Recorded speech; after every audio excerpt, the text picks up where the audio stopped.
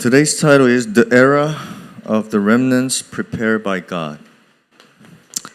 Ang pamagat sa hapong ito ay ang panahon ng mga remnant na inihanda ng Diyos.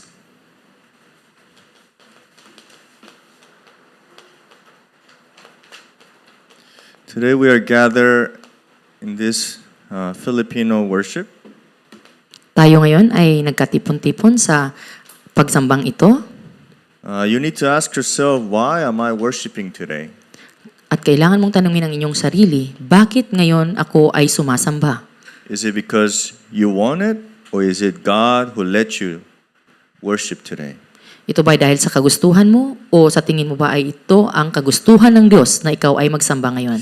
It is very important Ito ay napakahalaga. because there's so many things that we think it is God doing it, but it's actually myself trying to do something.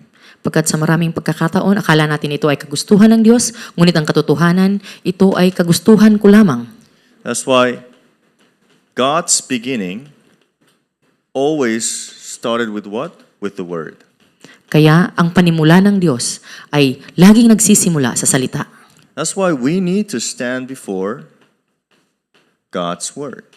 Kaya dapat tayo ay tumayo sa harap ng salita ng Diyos. But if you go deeper from this, you start to realize that you are in God's Word. Ngunit kung titingnan natin ito ng mas malalim, iyong maiintindihan na ikaw ay nasa loob ng salita ng Diyos. And that's when you start to see the fulfillment of God's Word.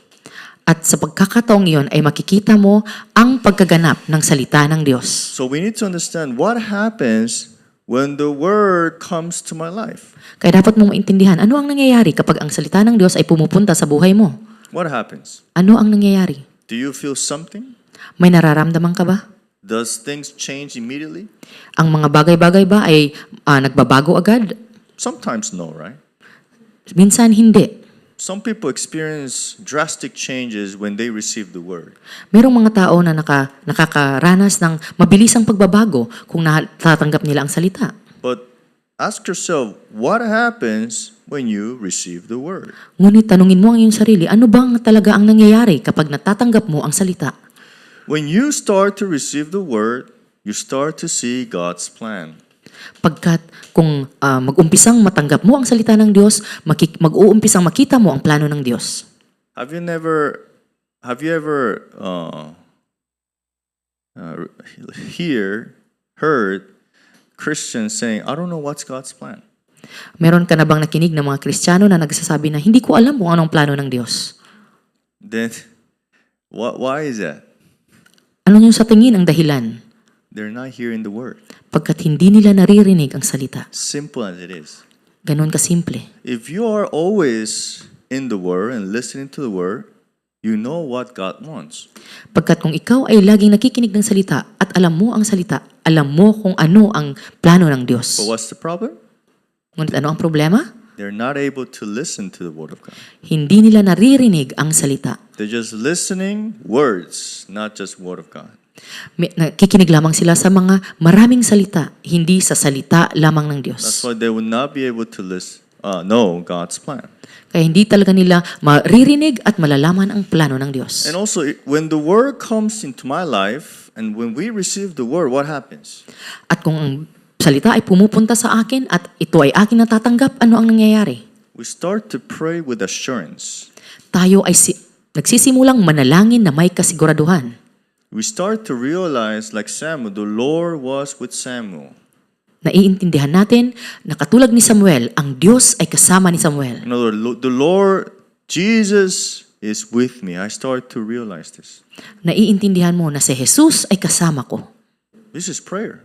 At ito ay panalangin. Prayer also, God said to us to plead, right? To ask. Right? At sinasabi ng Panginoon, ang panalangin ay ikaw ay magsumamo, ikaw ay humingi. But He said, I know everything and I know what you need. Ngunit sinasabi din niya na alam ko ang lahat at alam ko ang iyong pangangailangan. That's why Jesus said, seek His kingdom and His righteousness. Kaya sinasabi ni Jesus na hanapin mo ang kanyang kaharian at ang kanyang katotohanan. So prayer is not asking what you want. Kaya ang panalangin ay hindi paghingi ng kung ano ang gusto mo. Prayer is what I told you, is having the assurance that God is with me. Ngunit ang panalangin ay ang kasiguraduhan na ang Diyos ay kasama mo. If you have the assurance, you're now having prayer with thanksgiving. At kung meron kang ganyang kasiguraduhan, ngayon ikaw ay nananalangin ng may pagpapasalamat. That's why when you worship and pray and hold on to the covenant, the word starts to be fulfilled in your life. Kaya kung ikaw ay nagsasamba, ikaw ay nananalangin at pinanghahawakan mo ang tipan, ang salita ngayon ay nangyayari sa buhay mo. We say this is evangelism and mission. At ito ay tinatawag natin na ebanghelisasyon at misyon. Evangelism and mission is not numbers. Ang ebanghelisasyon at ang misyon ay hindi number. We don't know how many we need to raise to evangelize the whole world, right? Hindi natin alam kung ilan ang dapat nating itayo upang ating magawa ang pangdaigdigang ebanghelisasyon. Let me ask you, Gusto how ko kayong tanungin. many we need to evangelize Philippines? Gusto ko kayong tanungin, ilan ba ang dapat nating mabigyan ng or maibanghelyo upang mangyari ang ebanghelisasyon sa Pilipinas? Let's be honest, how many? 1? 2? Ilan ba? Isa o dalawa? 100? 100? How many? Ilan ba? There's no number. Walang numero. You need to know disciple. Ang dapat niyong mahanap ay ang disipulo. So when you focus on this, numbers is not the issue. At kung ikaw, ang focus mo ay nandito, hindi isyo ang ilan, ang bilang. Like we need to really change our thoughts when we think about this and this evangelism mission in Philippines. Kaya dapat tunay nating baguhin ang ating pag-iisip kung iniisip natin ang tungkol sa ebanghelismo na gagawin o mangyayari sa Pilipinas. Today I asked someone, do you really believe you're a disciple? Ngayon, meron akong tinanong, ikaw ba talaga pinapaniwalaan mo na ikaw ay isang disipulo? And they're like, yes. At nasabi nila na oo, Do you believe you're a disciple? ikaw ba ay naniniwala na ikaw ay isang disipulo? Do you believe? Do you? Concern, you believe you're a disciple? Ikaw ba naniniwala ka na ikaw ay disipulo? Do you? Yeah? Yeah? Give me the evidence. Give me the evidence. Right? So disciple is very simple. Ang disipulo ay napakasimple. Disciple wants to be where only gospel is being proclaimed. Ang disipulo ay gusto niya kung nasaan pinoproklama ang tanging gospel. Right? Di ba? So you're a disciple or not? Kaya ikaw ba ay isang disipulo o hindi? Of course.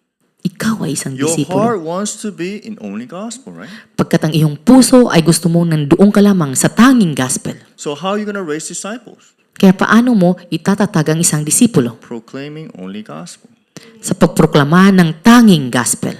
But in Philippines, how many are really believing that the only gospel can save the nation?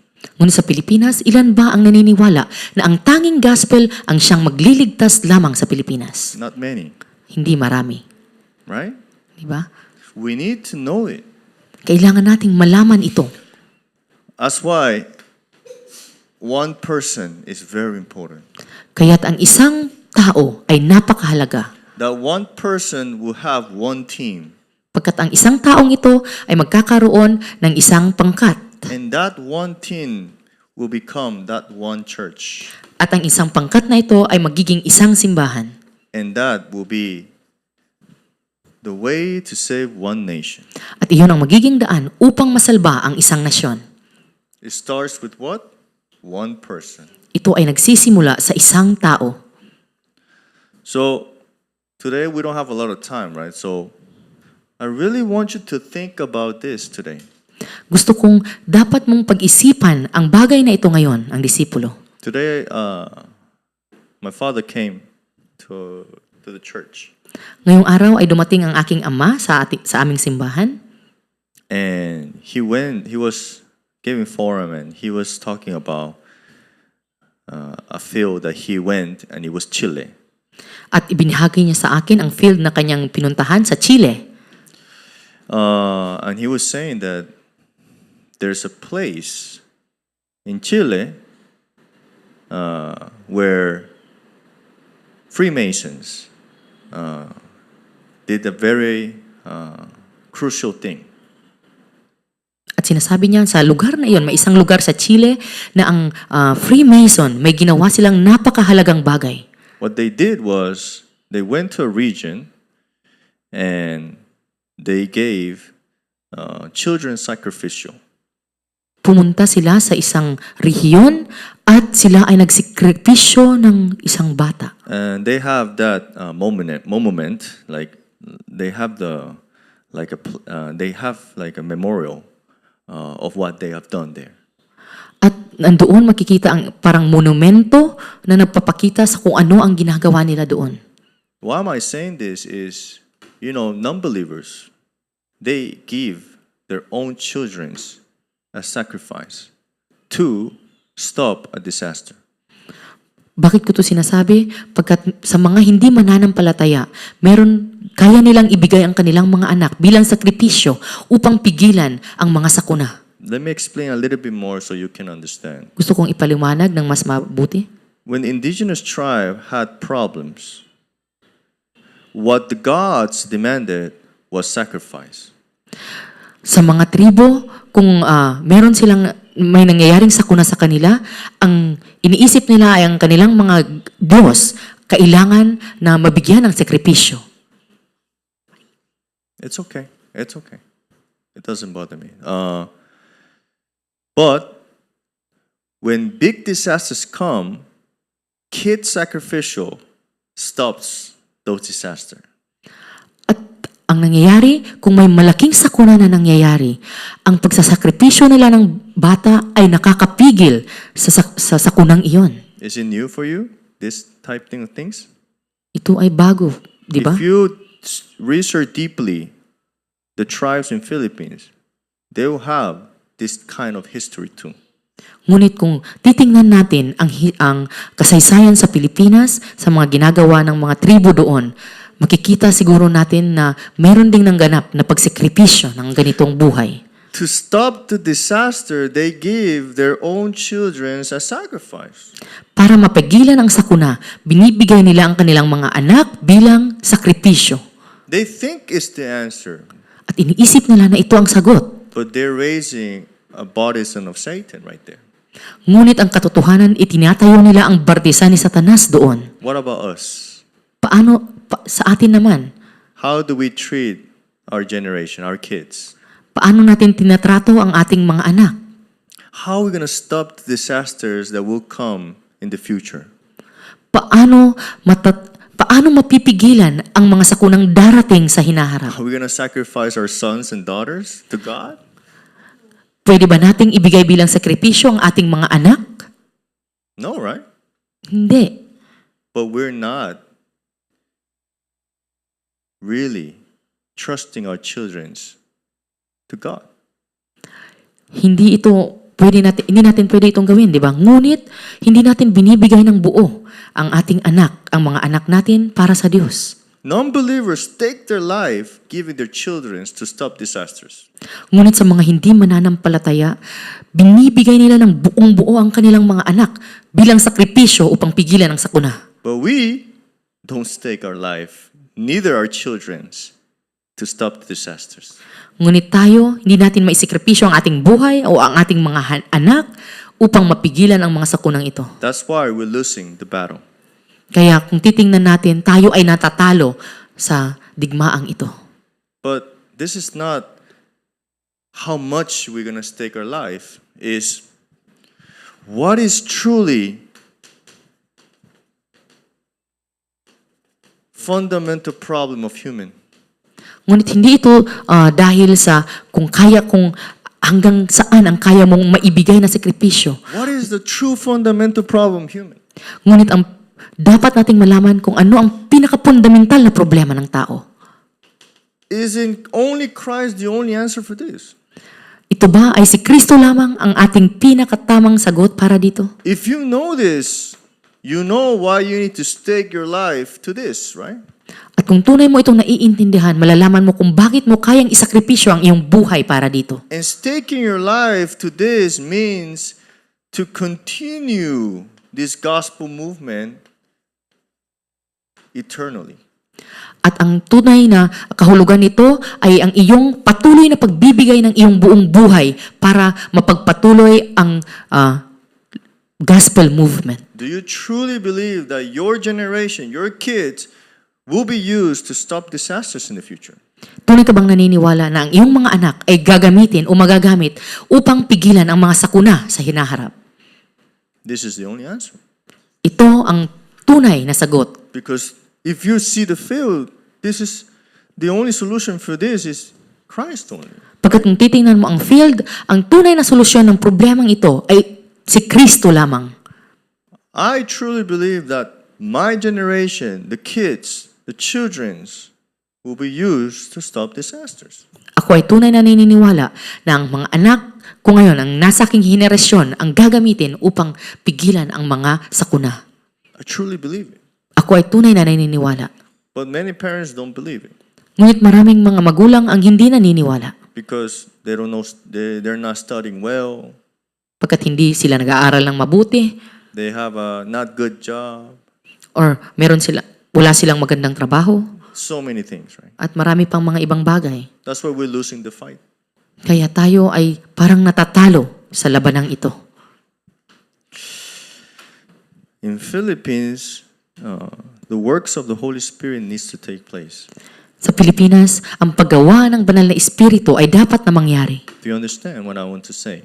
Naiintindihan niyo ba ang gusto kong sabihin? Also, today I was listening and it says, in the tribes, they don't know the term resurrection. At habang ako ay nakikinig sa sinasabi ng aking ama kanina, hindi alam ng tribo ang salitang resurreksyon. They don't have the vocabulary resurrection. At wala sa bukabularyo nila ang salitang muling pagkabuhay. So how are you going to save those people then? Kaya paano mo sila maliligtas ang mga taong iyon? Even though you translate it, there's no words for that. Kahit ito ay bigyan mo ng translasyon sa salita nila, ngunit walang ganoong salita sa tribo nila. So we cannot save them?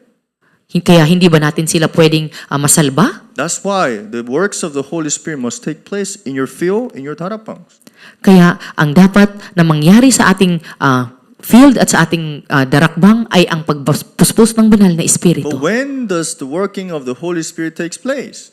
Ngunit kailan nangyayari ang paggawa ng banal na espiritu? When you proclaim only Christ and you believe He's the only solution. Kung iyong ipuproklama ang tanging Kristo at naniniwala ka na ito ang tunay na sagot. You need to witness this once in your life. Dapat mo itong masubukan kahit isang beses lang sa iyong buhay. I don't know if you remember, a long time, it was a couple of months ago, one of the pastors from Panama, he praised Jesus is the Christ in tribal language. Hindi ko alam kung inyong naalala na may isang pastor na galing sa tribo na kanyang kinanta ang si Jesus ang Kristo sa kanilang sariling lengguwahe. What do you think?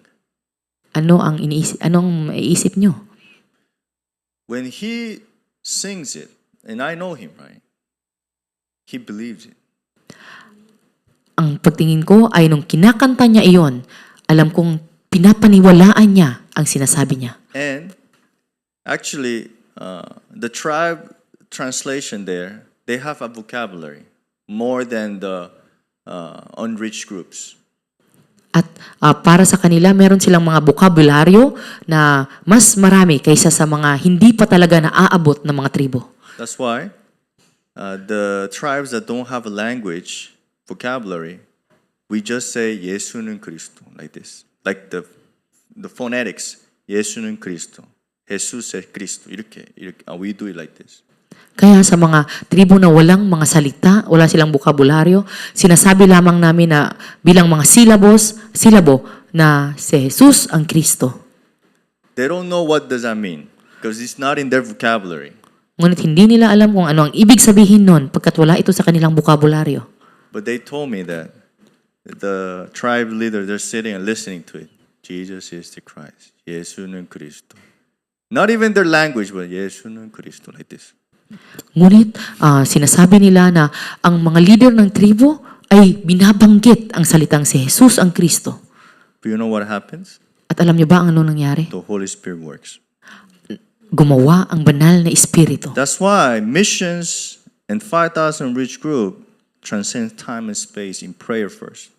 Kaya ang misyon at ang 5,000 mga tribo ay nangyayari o lumalagpas ng oras at espasyo kung ito ay gagawin sa panalangin muna. In Philippines, there's a lot of tribes too.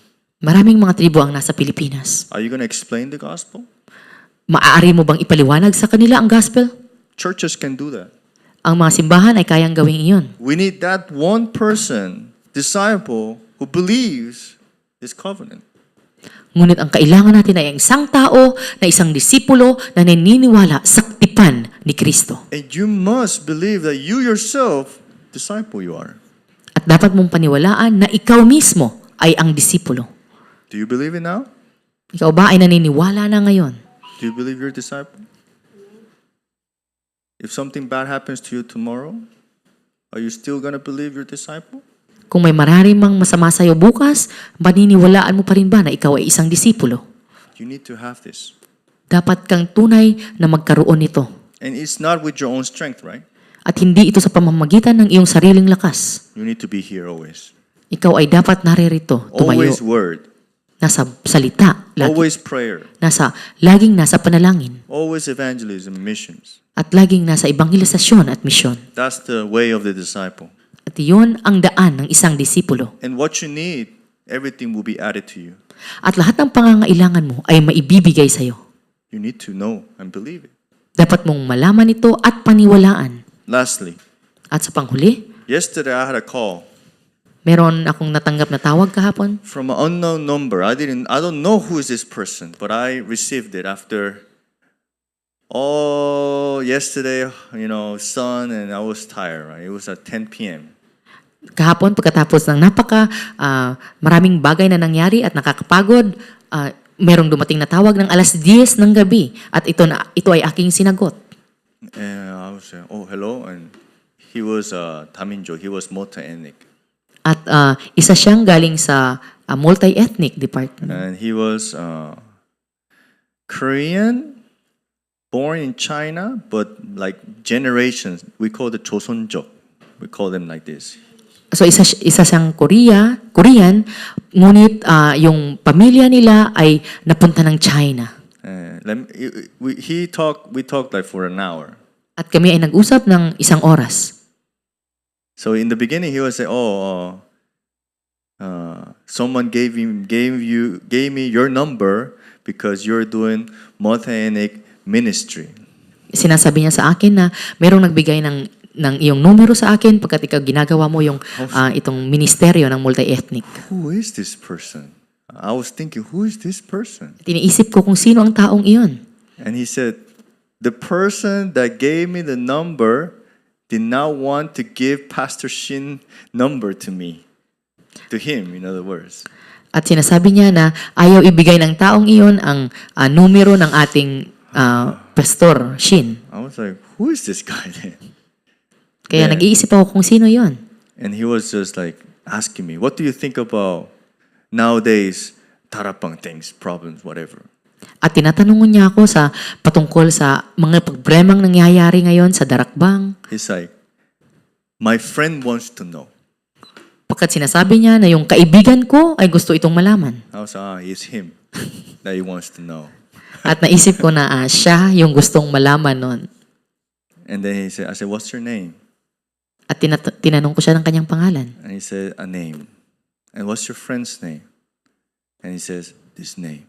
So sinabi niya kung ano ang pangalan niya at anong pangalan ng kanyang kaibigan. Where do you live? Where your friends live? He's like, oh, this and that. But I cannot tell you where my friends live. Sinabi niya na nandoon ang kaibigan ko nakatira, dito ako nakatira, pero hindi niya masabi kung saan ba talaga yon. And he asked me, what do you think about this, everything? At tinanong niya ako kung ano ang iniisip ko patungkol sa mga nangyayari ngayon. I was honest to him, and I told him, but I gave forum of this, our pulpit message from last week. Sinabi ko sa kanya kung ano ang nararamdaman ko. Ngunit ang mas sinabi ko sa kanya ay ang aking forum patungkol sa mensahe na aking natanggap nung nakaraang linggo. And suddenly he stops and say, I'm sorry. He said like this. At pagkatapos na yun, siya ay tumigil at siya ay humingi ng paumanhin. And he says, I lied to you. At, I was lying. at sinabi niya na ako ay nagsisinungaling sa'yo. I am struggling. At sinabi niya, ako ay naghihirap. I am dying. Ako ay parang namamatay. And I really wanted answers. At sinasabi niya na kailangan ko ngayon ng sagot. But you were the last call after calling a lot of pastors. And all the pastors treated him like mental illness problem. At sinabi niya sa akin na ako yung pinakahuling tinawagan niya pagkatapos niyang tawagan ang napakaraming pastor at lahat ng mga pastor na iyon ay iniisip na meron siyang mental na sakit, problema. So you were the last one, and I wanted just to check if you were genuine, real. At ako yung pinakahuli na kanyang tinawagan at gusto niyang i-check kung ako ba ay tunay na makatotohanan And he para was, sa I'm kanya. so and he told me all about his problems. At pagkatapos noon ay sinabi niya lahat ng kanyang problema sa akin. And he said, help me. At humihingi siya ng tulong. I said, okay. At ako ay nagsabi I na don't know how, okay sa kanya. but I'll be praying for you. At sinabi ko na ipapanalangin ko siya. And I got his prayer topic. Send me your prayer topics.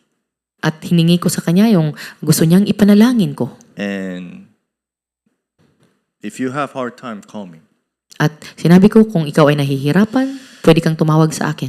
But his big problem was, why pastors, they don't have interest in 237, 237, like multi-ethnic. Why they're not interested on the 외국인들, foreigners? Ngunit ang pinakamalaki niyang problema ay bakit yung mga pastor ay walang interes para sa mga mga foreigners sa 237. I understand that question because I also had those questions. We talk about 237, but no one is interested in 237, right? At naiintindihan ko ang ibig niyang sabihin pagkat palagi nating pinag-uusapan ang 237 pero walang mga interesado na tunay na interesado sa I 237. know that heart. Alam ko ang kanyang puso. But at the end of the day, I told him, isn't this our calling? Ngunit sinabi ko sa kanya na hindi ba ito ang dahilan kung bakit tayo ay tinawag? Is this movement Korean movement? Ang paggawa ba ito ay isang paggawa lamang para sa mga Korean? Or is it biblical movement? O ito ba ay tunay na nakasaad sa Biblia? And I share him the answers God gave me personally. At binahagi ko sa kanya ang mga sagot na ibinigay ng personal ng Diyos para sa akin. And he told me, now I can breathe. At sinabi niya na ngayon, salamat ako ay nakakahinga na. Why am I saying this? People are seeking for truth, not for solutions. Sinasabi ko ito pagkat ang mga tao, ang hinahanap nila ay ang katotohanan, hindi ang solusyon. You don't need to give answers to them. Hindi mo kailangang ibigay ang sagot sa kanila. If you truly believe and you are in this, God works. Kung tunay kang naniniwala at ikaw ay nandito, ang Diyos ay gagawa. So I'm thinking, why God connect this person to me? I don't even know him. He lives in Ansan. Kaya iniisip ko, bakit hinayaan ng Diyos na maikonekta ang taong itong sa akin at siya ay napakalayo? And I'm still asking, who gave the number to him, my number to him? At kinu-question ko pa rin siya kung sino ang nagbigay ng aking phone number sa kanya. But do you know, I believe that as our 2025 message, like, God will send nations to you. Ngunit tunay kong pinapaniwalaan na ang mensahe natin ngayon sa taon ngayon na ang mga nasyon ay ipapadala ng Diyos para sa iyo. From far away, the places that I even know, God will send people to you. Kahit sa mga lugar na hindi, mga malalayong nasyon na hindi natin alam, ang mga taong ito ay ipapadala ng Diyos sa'yo. I believe it. At ako ay naniniwala dito. And I get these people connections. At nakikita ko kung paano nagkakaroon ng koneksyon ako sa mga taong iyon. And after I hung up the phone call, I was thinking, wow, God is always working. At noon, tunay kong nalaman na ang Diyos ay gumagawa. But am I able to know that He's working? Is this. Ngunit paano ko nalalaman na siya talaga ay gumagawa sa pamamagitan nito? So the walk of faith is not difficult. Kaya naisip ko na ang buhay ng pananampalataya ay hindi mahirap. I extended myself, I'm sorry, but those who are listening online, just have the faith that one word is more than enough. Dapat sa mga nakikinig ngayon, inyong tunay na paniwalaan na ang isang salita, yun ay sapat na. Don't seek knowledge in this word. Huwag mong hanapin ang kaalaman tungkol sa salita. Hold on to the word and pray that God pours grace to your heart so you can be a disciple. Panghawakan mo ang salita na ikaw ay puspusin ng grasya ng Diyos sa pamamagitan ng kanyang salita. So I'm just a little bit afraid because I already had 4 calls from different continents. And I'm like, how am I going to do this? Ngunit parang natatakot ako ng konti dahil meron na akong natanggap na 4 na tawag galing sa iba't ibang kontinente at iniisip ko paano ko ito magagawa. Have you ever seen me taking flights to those continents? No, I've never been in those places. Ngunit dahil ang mga lugar na iyon ay hindi ko pa nararating.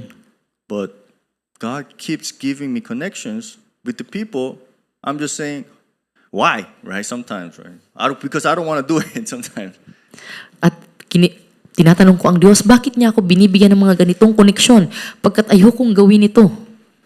Is this just my answers? It's also your answers. Ito ba ay sagot ko lamang? Ito ay sagot nyo rin. But what's the key? Is, do you believe this is all? Ngunit ano ang susi nito? Kung ikaw ba talaga ay naniniwala na ito ay ang lahat-lahat. I really believe it, and I hope, and I bless your name, Jesus Christ, that you really believe it by God's grace. Ito ay tunay kong pinapaniwalaan at pinagpapala ko kayo na sa pamamagitan ng pangalan ni Jesucristo ay ito rin ay inyong tunay na paniwalaan. Don't worry about what's happening today. Huwag kayong mabalisa sa kung ano ang nangyayari ngayon. Find yourself in the Word. Do not find yourself within yourself. Hanapin mo ang iyong sarili sa loob ng salita, hindi sa loob ng iyong sarili. Let's pray. Tayo ay manalangin. God, thank you very much for this tremendous blessing that you have given us in Christ. Maraming salamat, Panginoon, sa napakaligang biyayang ito na ibinigay niyo sa amin sa pamamagitan ni Kristo. Every day we worry, every day we think. Sa araw-araw kami ay nag-worry, kami ay nag-iisip, Plans change, at nag-iiba-iba ang mga plano, also circumstances changes. at ang mga sirkumstansya ay naiiba. But you know and you told us that your word is everlasting, Ngunit sinabi niyo po at alam namin na ang iyong salita ay magpawalang hanggan. unchanging, At ito ay hindi nagbabago. powerful enough to save and transform lives. At ito ay makapangyarihan upang baguhin at salbahin ang That's buhay. why we want to stand before that word, because we want to be disciples who sees the fulfillment of that word. Kaya kami ay tatayo sa harap ng salitang iyon pagkat gusto naming maging mga disipulo na makita ang kaganapan ng iyong salita. God, let us raise the remnants, the future generations that will stop and save disasters and also all the curses that are now and are to be to come. Panginoon, tulungan niyo po kaming tunay na maitatag ang mga remnant na siyang magpipigil sa mga sakuna na mangyayari sa hinaharap. By the grace of our Lord Jesus Christ, who is the solution for all problems, by the unending love of Father God, by the indwelling, the guidance, and the filling of the Holy Spirit, be upon all of our Philippine disciples, and also those who are scattered, listening at home, knowing that they have received everything in Christ, knowing that the word is everything. Give them the grace upon them forever and ever. Amen. Amen. 감사합니다.